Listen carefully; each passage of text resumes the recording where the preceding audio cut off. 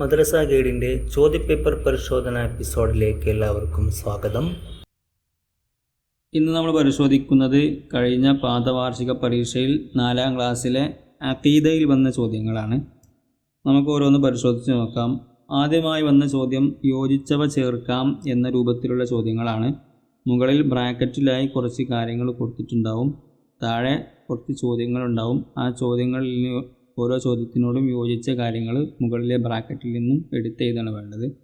അപ്പോൾ ബ്രാക്കറ്റിൽ കൊടുത്ത കാര്യങ്ങൾ ബഖാ, സഫറത്ത്, ഹാഫൂന്, ഹഫലത്ത്, അമലത്തുൽ അർഷ്, മുസ്തഹീൽ, കൗനു ഖാദിറൻ എന്നുള്ള കാര്യങ്ങളാണ്. അപ്പോൾ നമ്മൾ ഇത്തരം ചോദ്യങ്ങൾ എഴുതുന്ന സമയത്ത് ആദ്യം തന്നെ നമ്മൾ ബ്രാക്കറ്റിൽ കൊടുത്ത കാര്യങ്ങൾ ഓരോന്നും എന്താണെന്ന് മനസ്സിലാക്കി വെക്കണം. എന്നിട്ടാണ് നമ്മൾ ഉത്തരങ്ങൾ എഴുതേണ്ടത് കേട്ടോ. അപ്പോൾ ഒന്നാമത്തെ ചോദ്യം ലൗഹുൽ മഹ്ഫൂദിൽ നിന്നും പകർത്തി എഴുതുന്നവർ എന്നതാണ്. ഇത് നമ്മൾ 4ാമത്തെ പാഠം മലക്കുകളെക്കുറിച്ച് പറയുന്ന പാഠത്തിൽ ഓരോ വിഭാഗം മലക്കുകളെക്കുറിച്ച് പറഞ്ഞിട്ടുണ്ടായിരുന്നില്ലേ. മലക്കുകൾ പല വിഭാഗങ്ങളാണ്, അവരിൽ ചിലരെ പരിചയപ്പെടാമെന്ന് പറഞ്ഞിട്ട് നമ്മളോട് കുറച്ച് കാര്യങ്ങൾ പറഞ്ഞിട്ടുണ്ടായിരുന്നു. അവിടെ അമലത്തുൽ അർഷ്, ഹാഫൂന്, സഫറത്ത്, ഹഫലത്ത് എന്നൊക്കെ പറഞ്ഞിട്ടുണ്ടായിരുന്നില്ലേ. ആ ഭാഗത്തുനിന്ന് ചോദ്യമാണത്. അപ്പോൾ ഒന്നാമത്തെ ചോദ്യം ലൗഹുൽ മഹ്ഫൂദിൽ നിന്നും പകർത്തി എഴുതുന്നവരെക്കുറിച്ച് സഫറത്ത് എന്നാണ് പറയല്ലേ. അതാണ് നമ്മൾ 4ാമത്തെ പാഠത്തിൽ പഠിച്ചത്. രണ്ടാമത്തെ ചോദ്യം അവിടെ നിന്ന് തന്നെയാണ്. അർഷിനെ ചുറ്റുന്നവർ. അർഷിനെ ചുറ്റുന്നവർ ആരാണ്? ഹാഫൂൻ എന്ന് നമ്മൾ പഠിച്ചിട്ടുണ്ട്. മൂന്നാമത്തെ ചോദ്യം അതേ ഭാഗത്തു നിന്ന് തന്നെയാണ്. ആപത്തുകളിൽ നിന്നും മനുഷ്യരെ കാക്കുന്നവർ ഹഫലത്താണ് അല്ലേ. നാലാമത്തെ ചോദ്യം അർഷിനെ ചുമക്കുന്നവർ അമലത്തുൽ അർഷാണ് അല്ലേ. അപ്പോൾ ഇതൊക്കെ 4ാമത്തെ പാഠത്തിൽ മലക്കുകളുടെ പല വിഭാഗങ്ങളെ പറഞ്ഞു കൊടുത്ത് പറഞ്ഞതാണല്ലേ. അമലത്തുൽ അർഷ്, ഹാഫൂന്, സഫറത്ത്, ഹഫലത്ത്, ഇങ്ങനെ ഒരുപാട് ഇനം വിഭാഗം മലക്കുകളെക്കുറിച്ച് പറയുന്നുണ്ടായിരുന്നു. ആ ഭാഗത്തു നിന്ന് ചോദ്യമാണ്. അപ്പോൾ ആ ഭാഗം നമ്മൾ പ്രത്യേകം ശ്രദ്ധിച്ച് വെക്കേണ്ട ഒരു ഭാഗമാണ് കേട്ടോ. അതിൽ 5ാമത്തെ ചോദ്യം വരുന്നത് സർവശക്തനാവൽ. അതെന്താണ്? ഇത് നമ്മുടെ 3ാമത്തെ പാഠം അള്ളാഹുവിൻ്റെ സിഫത്തുകളെക്കുറിച്ച് പറയുന്ന പാഠം ഉണ്ടായിരുന്നല്ലോ, അള്ളാഹുവിൻ്റെ വിശേഷണങ്ങൾ എന്ന പാഠം. ആ പാഠത്തു നിന്നുള്ള ചോദ്യമാണ്. എന്താണ് ചോദ്യം? സർവശക്തനാവൽ എന്താണ് അതിൻ്റെ അറബി എന്നതാണ്. അത് നമ്മളെ ബ്രാക്കറ്റിലുണ്ട്. കൗനുഹു ഖാദിറൻ, സർവശക്തനാവൽ അല്ലേ. ഇനി അടുത്ത ചോദ്യമുള്ളത് അവസാനമില്ലാത്തവൻ. അതിൻ്റെ അറബി എന്താണ്? ബഖാ ഇല്ലേ. നമ്മൾ 20 നിർബന്ധമായ സിഫത്തുകളും 20 മുസ്തഹീലായ അല്ലെ ഉണ്ടാവാൻ പാടില്ലാത്ത സിഫത്തുകളും ഒരു ജായിസായ സിഫത്തുകളെക്കുറിച്ചും നമ്മൾ 3ാമത്തെ പാഠത്തിൽ പറഞ്ഞിട്ടുണ്ടായിരുന്നില്ലേ. അതിൽ വുജൂദ്, ഖിദം, ബഖാ അങ്ങനെ ഒരുപാട് കാര്യം പഠിച്ചിട്ടുണ്ട്.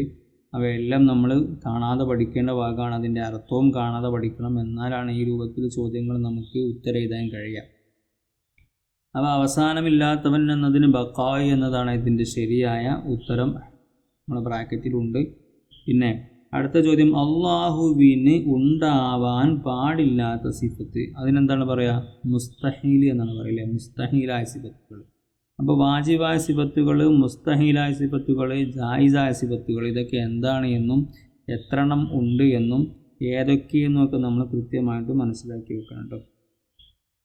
ഇനി അടുത്ത ചോദ്യങ്ങൾ വരുന്നത് വാജിബും മുസ്തഹീലും വേർതിരിക്കാം. താഴെ കുറച്ച് ബ്രാക്കറ്റിൽ കുറച്ച് കാര്യങ്ങൾ കൊടുത്തിട്ടുണ്ട്. അവയിൽ വാജിബ് ഏതാണ്, മുസ്തഹീൽ ഏതാണ് എന്ന് വേർതിരിച്ച് എഴുതുകയാണ് വേണ്ടത്. അപ്പോൾ അതിൻ്റെ താഴെ 1, 2 എന്നിട്ട് വാജിബ് എന്ന് കുറച്ച് എഴുതാനുള്ള സ്ഥലമുണ്ട്, മുസ്തഹീൽ എന്നും എഴുതാൻ സ്ഥലമുണ്ട്. അവിടെ നമ്മൾ എഴുതി കൊടുക്കണം.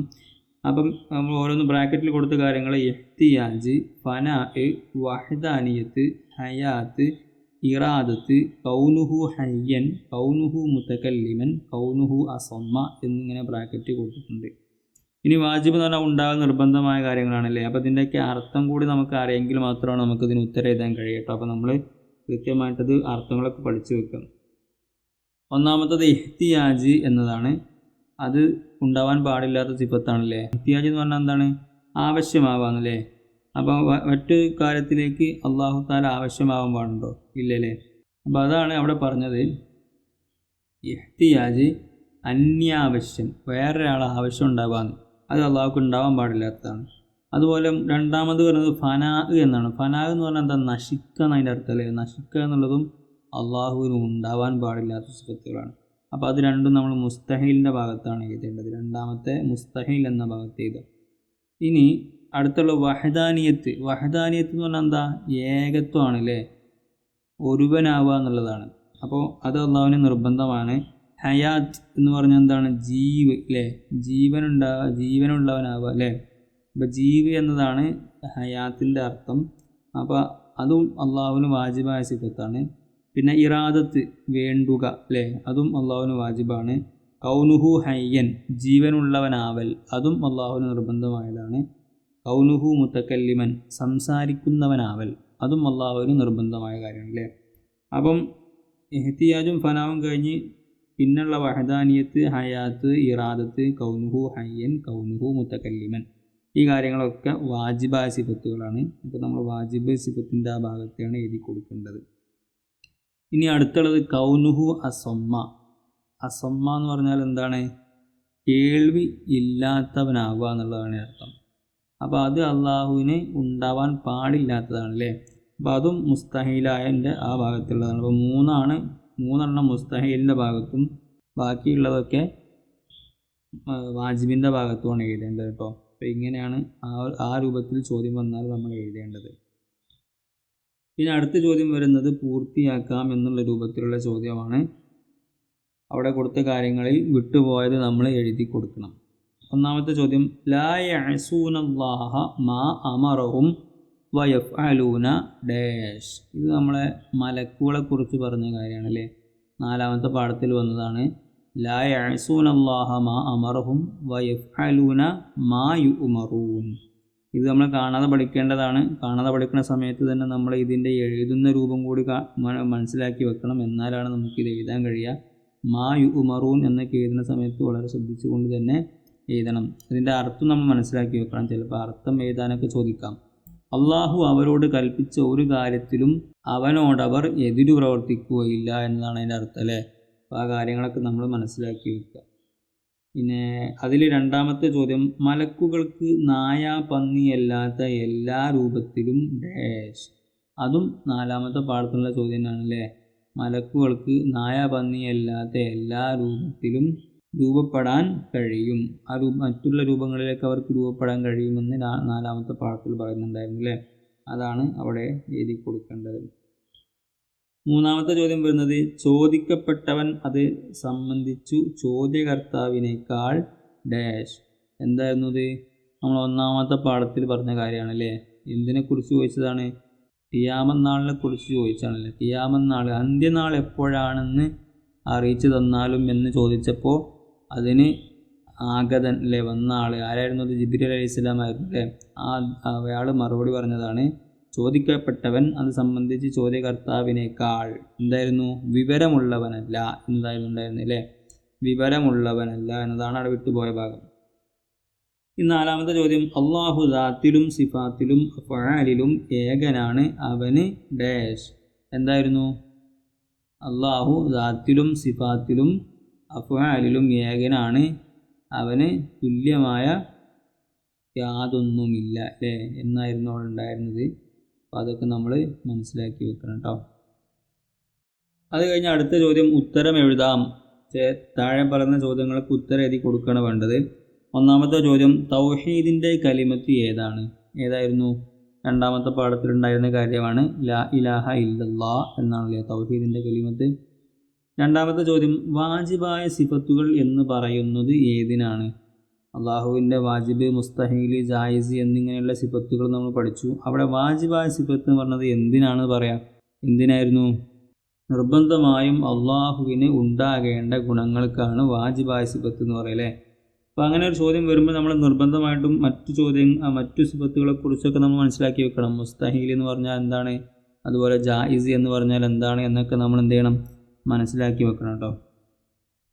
പിന്നെ അടുത്ത ചോദ്യം ഉള്ളത്, അള്ളാഹുവിന് ജായിദായ സിഫത്തിൽ നിന്ന് ഒരു ഉദാഹരണം ഏതാണ്?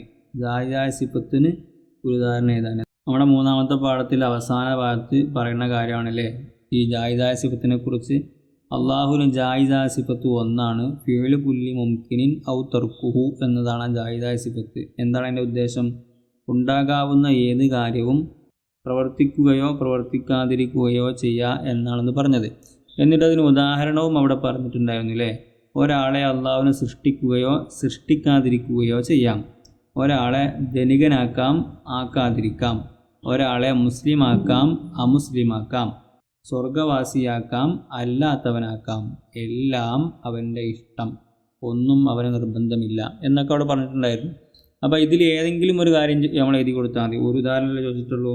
അപ്പം ഒരാളെ അവന് അള്ളാഹുവിന് സൃഷ്ടിക്കുകയോ സൃഷ്ടിക്കാതിരിക്കുകയോ ചെയ്യാം. അതുപോലത്തെ ഏതെങ്കിലും ഒരു കാര്യം മാത്രം നമ്മൾ എഴുതി കൊടുത്താൽ മതിയാവും. ഇനി അതിൽ 4ാമത്തെ ചോദ്യം വരുന്നത് ജിബ്രീൽ അലൈഹി സ്വലാമിനെ യഥാർത്ഥ രൂപത്തിൽ നബി സല്ലല്ലാഹു അലൈഹി വസല്ലമ കണ്ടത് എവിടെ വെച്ചെല്ലാം. ജിബ്രീൽ അലൈഹി സ്വലാമിനെ ഒരുപാട് ചിറകുകളൊക്കെ ഉള്ളതായിട്ട് കണ്ടിട്ടുണ്ടായിരുന്നില്ല നബി സല്ലല്ലാഹു അലൈഹി വസല്ലമ.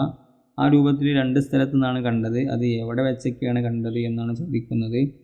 അത് നമ്മുടെ 4ാമത്തെ പാഠത്തിൽ പറഞ്ഞ കാര്യമാണ്. ഒന്ന് ഹിറാ ഗുഹയിൽ വെച്ചും പിന്നെ സിദ്റത്തുൽ മുന്തഹായുടെ അടുത്ത് വെച്ചുമാണ് അങ്ങനെ കണ്ടത്. അപ്പോൾ ആ കാര്യങ്ങൾ നമ്മൾ മനസ്സിലാക്കി വയ്ക്കുക. ഇനി 5ാമത്തെ ചോദ്യം വരുന്നത് ഇഹ്സാൻ എന്നാൽ എന്താണ്? എന്താണ് ഇഹ്സാൻ എന്ന് പറഞ്ഞാൽ 1ാമത്തെ പാഠത്തിലുണ്ടായിരുന്നു. അള്ളാഹുവിനെ നേരിൽ കാണുന്നത് പോലെ അവനെ നീ ആരാധിക്കുക. നീ അവനെ കാണുന്നില്ലെങ്കിലും നിശ്ചയം അവൻ നിന്നെ കാണുന്നുണ്ട് എന്നൊരു ബോധം നമുക്ക് വേണം അല്ലേ? ആ ബോധത്തിൽ നമ്മൾ എന്ത് ചെയ്യണം? അള്ളാഹുവിനെ ആരാധിക്കണം. അപ്പോൾ അതിനെക്കുറിച്ച് പറയുന്നത് 1ാമത്തെ പാഠത്തിലാണ്. അവിടെ എന്തായിരുന്നു? ആ കാര്യങ്ങളൊക്കെ പറഞ്ഞിട്ടുണ്ടായിരുന്നു അല്ലേ? അതുപോലെ മറ്റു ഒരുപാട് കാര്യങ്ങൾ ആ പാഠത്തിൽ പറയുന്നുണ്ട്. ഇസ്ലാം എന്നാൽ എന്താണ്, അതുപോലെ ഈമാൻ എന്ന് പറഞ്ഞാൽ എന്താണെന്നൊക്കെ പറയുന്നുണ്ടല്ലേ? ആ കാര്യങ്ങളൊക്കെ നമ്മൾ മനസ്സിലാക്കി വെക്കുക കേട്ടോ. ഇനി അടുത്ത ചോദ്യം വരുന്നത് അർത്ഥം എഴുതാനുള്ള ചോദ്യമാണ്. അർത്ഥം എഴുതാൻ തൗഹീദ്, സിഫാത്ത്, അഫ്ആൽ, ഷിർക്ക് ഇതിൻ്റെയൊക്കെ അർത്ഥം എന്താണെന്നുള്ളതാണ് ചോദ്യം. ഇതൊക്കെ നമ്മൾ 2ാമത്തെ പാഠത്തിൽ പറഞ്ഞ കാര്യമാണ്. തൗഹീദ് എന്ന് പറഞ്ഞാൽ ഏകദൈവ വിശ്വാസം. സിഫാത്ത് എന്ന് പറഞ്ഞാൽ വിശേഷണങ്ങളിലെ അള്ളാഹുവിൻ്റെ വിശേഷണങ്ങളെക്കുറിച്ച് ദാത്തിലും സിഫാത്തിലും അഫ്ആലിലും എന്ന് പറഞ്ഞുകൊടുത്ത് അതിൻ്റെ അർത്ഥങ്ങളൊക്കെ പറയുന്നുണ്ട്. പിന്നെ അഫ്ആൽ എന്ന് പറഞ്ഞാൽ പ്രവൃത്തികൾ. ഷിർക്ക് എന്ന് പറഞ്ഞാൽ ബഹുദൈവ വിശ്വാസം. ഇതൊക്കെയാണ് അവിടെ അർത്ഥം എഴുതാനുള്ളത്. ഇത്രയും കാര്യങ്ങളൊക്കെയാണ് കഴിഞ്ഞ വർഷത്തെ 4ാം ക്ലാസ്സിലെ അഖീദയിൽ വന്ന ചോദ്യങ്ങൾ. അപ്പോൾ ഈ രൂപത്തിലാണ് അഖീദയിൽ ചോദ്യങ്ങൾ വരിക എന്ന് നമ്മൾ മനസ്സിലാക്കിയിട്ട് പഠിക്കുന്ന സമയത്ത് കൃത്യമായിട്ട് കാര്യങ്ങളൊക്കെ പഠിച്ചു വെക്കുക. ഈ വർഷം ഏത് രൂപത്തിലാണ് ചോദ്യം വരിക എന്നുള്ളത് നമുക്കറിയില്ല. എന്നാലും നമുക്കൊരു മോഡലായിട്ട് ഇത് കാണാം. അതുപോലെ നമ്മളെ ഈ വീഡിയോയുടെ താഴെ ഡിസ്ക്രിപ്ഷനിൽ ഒരുപാട് ചോദ്യപേപ്പറുകൾ, കഴിഞ്ഞു പോയ ചോദ്യപേപ്പറുകൾ ഉണ്ടാവും. അവയൊക്കെ പരിശോധിച്ച് നോക്കിയാൽ നമുക്ക് നല്ല രീതിയിൽ പരീക്ഷയ്ക്ക് മാർക്ക് സ്കോർ ചെയ്യാൻ കഴിയും. എല്ലാവരും നല്ലപോലെ പഠിച്ച് പരീക്ഷ എഴുതുക. എല്ലാവർക്കും വിജയാശംസകൾ നേരുന്നു.